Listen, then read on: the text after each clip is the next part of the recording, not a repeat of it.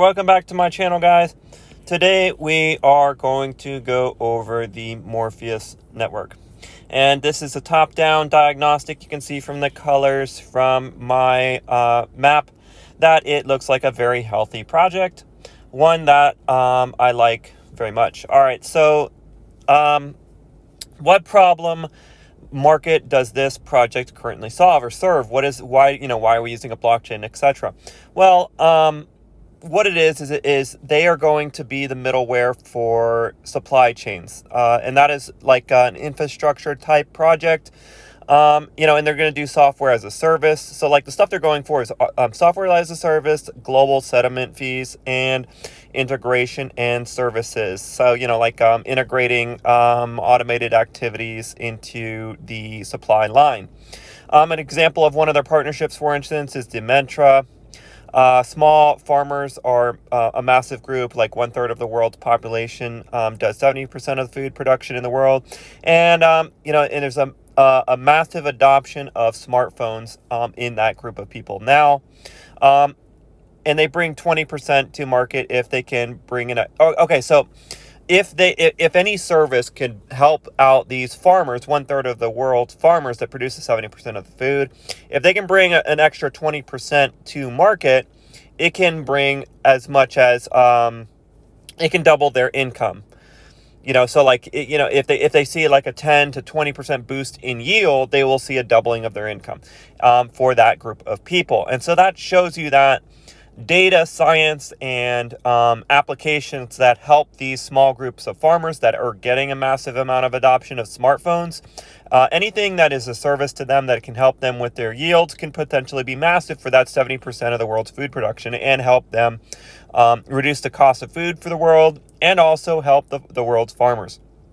And so this, and this is one of their partners, is this Dementia group, which is already working to help those farmers.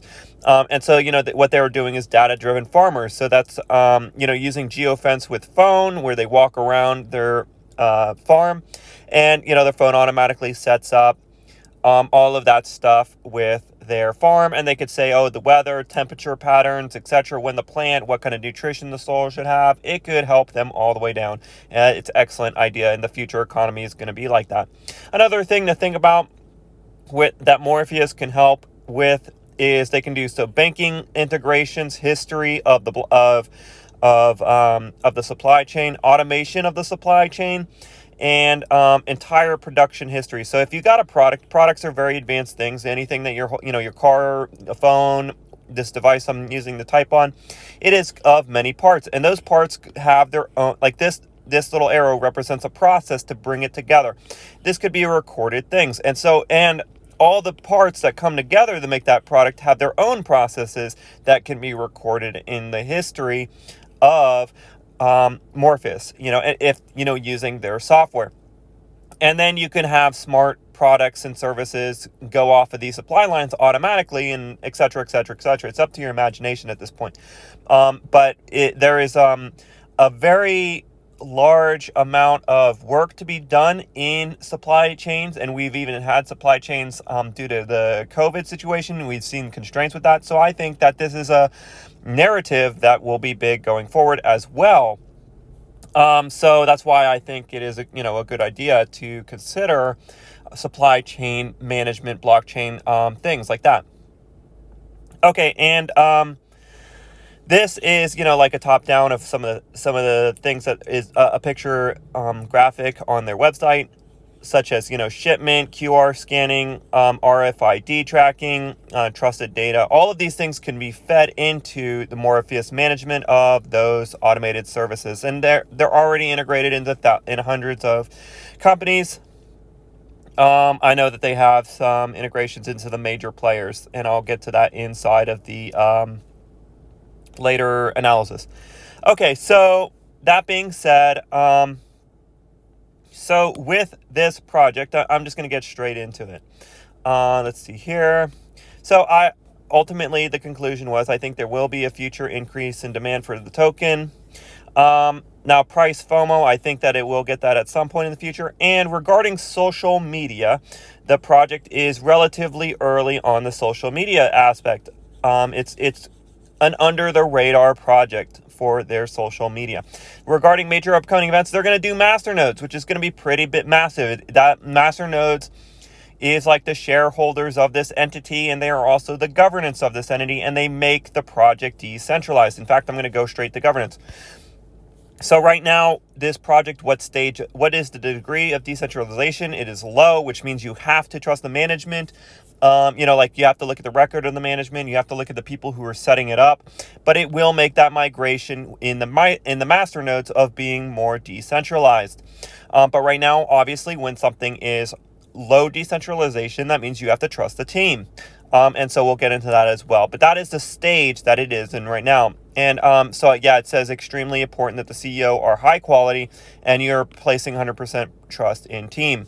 That's the way it is when something is low decentralization. But the master nodes, which is a big event coming up on their timeline, is going to make it more decentralized. Okay, so companies, governments, and what is their vision? To make companies, governments optimize all the automation supply chain components, basically, just optimizing trade. So that is their vision. Requires trust. That is one of the things I said. So master nodes would determine, and you can see all this stuff that's kind of dark here. That is the other elements of further decentralization that is not live right now. When the master nodes go live, we will know more details on that. And that is actually an imminent announcement that will be happening soon. The token will have ultimate control of the future of the project, and which will lead to high quality actions. Okay, so let's get into the fundamental components. Okay, so is the token used for services or governance? The token is the MNW token. It is fuel for the automatic actions that are based on Ethereum. And by the way, the fees are fixed, so you don't have to worry about Ethereum. Like I put Ethereum in red because Ethereum is a disaster right now. The fees are outrageous. But they've taken that into consideration and the fees are fixed. So they said that the Ethereum machine that they're working with right now is not hindering their customers and hindering their processes, even though Ethereum is clogged. But the MNW token pays for smart contracts and for predetermined automated contracts. So basically everything they do, it is fuel for that. And also the MNW token is ownership through the master nodes, which will go live, and it will also do governance when that goes live. And when something is software as a service, will go to the fees from the software as a service will go to stakers, the team, the master nodes. 30% of revenues are shared with the nodes, so that means it is like a dividend irrelevance. So the distribution of the tokens is irrelevant. So movement of price will match P to E expectations over the long run of the company, just like traditional businesses. It is a low cap, relatively speaking. Circulating is 100 million, diluted is 145. So that is a relatively low market cap, especially in today's environment. And they do have a good team that specialize in supply chain management. From DHL, etc. I'll get into the team in a minute. Okay, regarding price action, we haven't seen anything too extreme. It's only slightly outperformed the average, but I think that we could see it significantly outperform the average moving forward. But I put recent price action is new, it's not in its FOMO stage yet. It has good price action, but it's not anything that's too extreme. Regarding low inflation, that is irrelevant because it is a dividend type structure. So income from masternodes is from fees. So this is something important for me to note. Income, like the normal blockchains do inflation to pay for income or masternodes. This project actually will produce it from income from services. So it's not an inflationary element. It's a rare feed in crypto. It means actual adoption equals actual API. That is actual adoption, which is more important than anything, is that your product, that in the long run, I am a fundamental investor. I want to bet on people who are getting adoption, not this garbage where they make tokens out of nowhere and give it to the people, and because that is not going to create loyalty and that's not going to create customers in the long run. The APYs that a product, that a business offers has to come from actual adoption, actually customers paying, and that's what this one is. We don't know. I can't say that it's exponential growth, but I think that it is because they have not disclosed how much they're making revenues, but their target is 100 million by 2024. Which would be quite good. All right, and they are servicing a niche right now, which is they're actually providing their services for the supply chain already. Okay, regarding the timeline. So once again, I've mentioned several times about timelines. Let me get it covered. The announcement of the amount of tokens needed to do the master nodes and all the details with, the details regarding that. They will have millions in revenue, and their market cap is 100 million. So if they make 100 million, it makes no sense for them to stay at 100 million. There'll be a 20x from here, or, depending on what that income looks like, it will reach that PDE ratios that we can expect, and it'll probably have future growth in mind. So I do expect something like a 20x with this project, probably relatively soon, within the next 5 years or so. Regarding the scale of market fit, yeah. So what are they doing forward? They're already launched. Their blockchain is going. They're already offering the services, and they're going to do the master nodes. So, they're going to be doing all of that. That means their main focus is going to be after that on adoption. For this 2-year timeline, they're going to be focused on adoption, where they want to hit that 100 million right here, which is important. And so I think that's better than these projects that are saying, I'm going to have a mainnet someday. No, they're already offering services. They're already doing products. So that is what is important. All right. Regarding the value of the target market, we're talking trillions here. This is IBM said in 2021 is the year of supply chain. I think they're off. I think 2022, 2023 is the year of the supply chain. The supply chain narrative has not come up that well yet.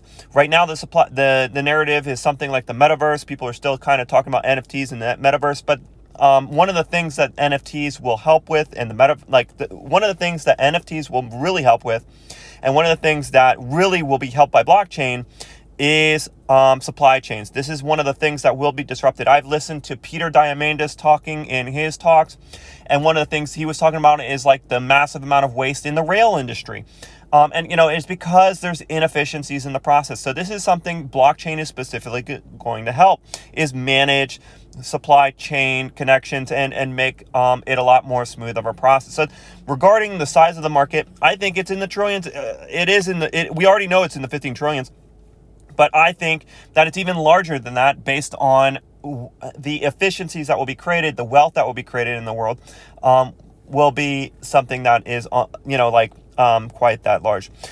Is very large. It's a very, very large market, and I don't think that I think they're gonna have their work cut out for them. I think they're gonna have unrelented growth because, and even their competition will, because blockchain is so small right now, and there's a huge field to be disrupted. So middleware solution for supply chains, etc., automation, middleware management, software that manages all of this stuff, integrates all these things together. This is going to be in the trillions of dollars because it's going to make the world run better. All right. Okay, so I covered those fundamental components.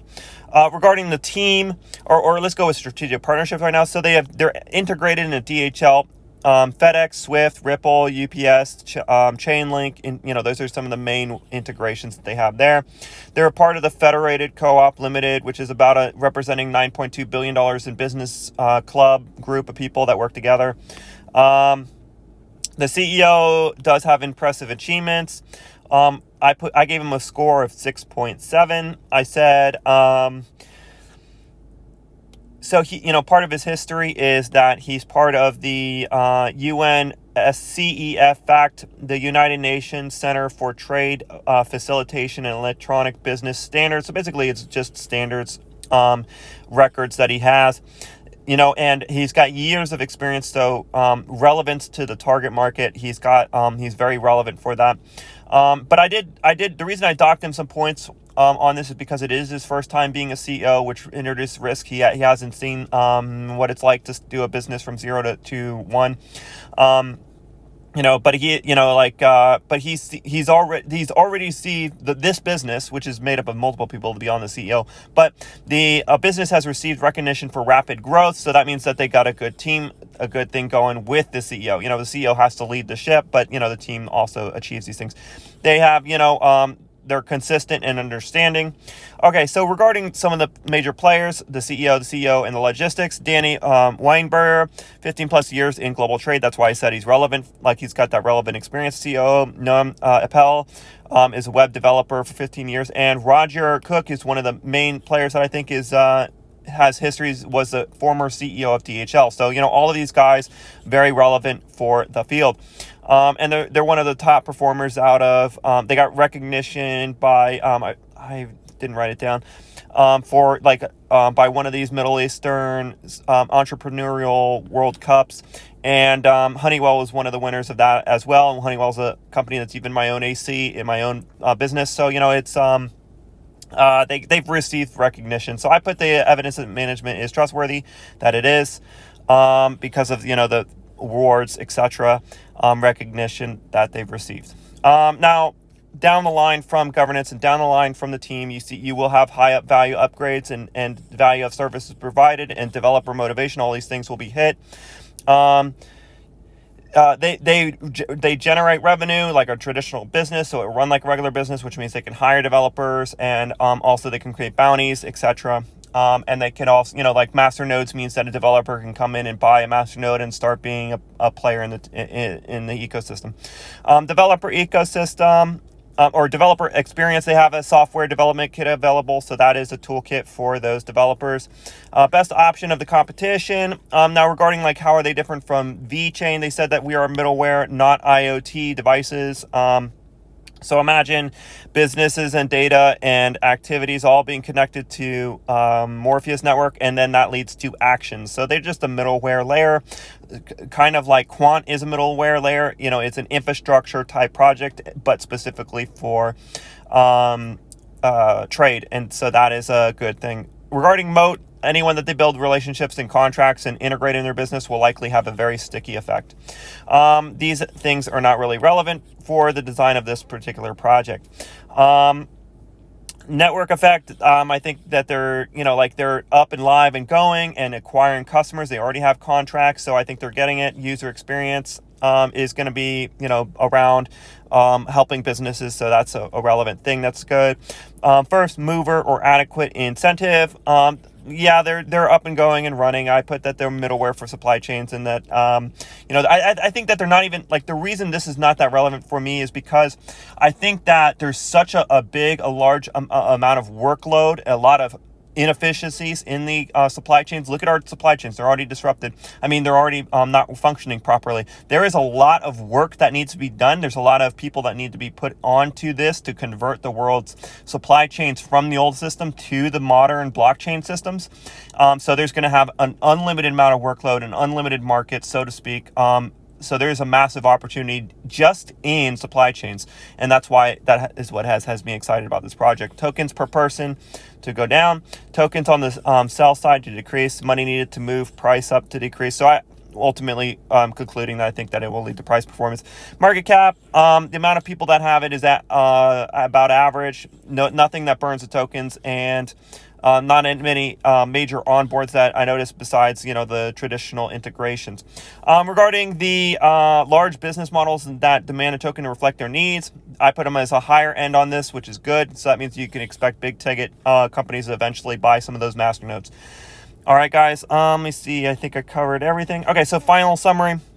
The pros: live products, infrastructure play, massive addressable market, and relatively low market cap. The cons: first CEO, first timer. The CEO is a first timer, and it has had a relatively fast growth in price, but you can notice there's not many cons. All right, let me think. I think I covered everything. All right, guys, so that is it for my public analysis of Morpheus Network. The next thing I'm going to do is Patreons. All right, later.